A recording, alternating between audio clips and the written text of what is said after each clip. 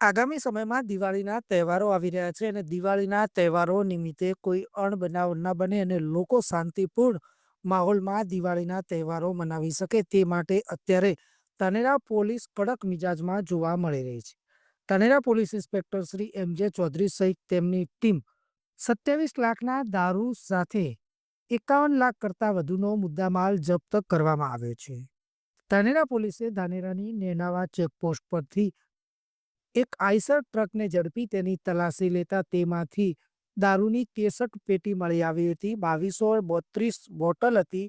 6,27,020 રૂપિયાનો દારૂ તેમજ 10 લાખની ટ્રક, કુલ મળી 16,02,000 કરતાં વધુનો મુદ્દામાલ જપ્ત કર્યો હતો.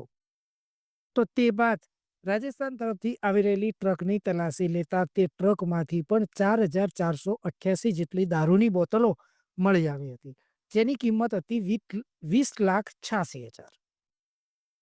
10 લાખની ગાડી તેમજ વ્હાઇટ સિમેન્ટના કટ્ટાની આડમાં આ દારૂ સંતાડીને લઈ જવાતો હતો. અને સમગ્ર બાબતનો પર્દાફાશ કરી પોલીસે એક જ દિવસમાં દારૂ ભરેલી 2 ટ્રક સાથે 51 લાખ કરતાં વધુનો મુદ્દામાલ જપ્ત કરી કાયદેસરની કાર્યવાહી હાથ ધરી છે.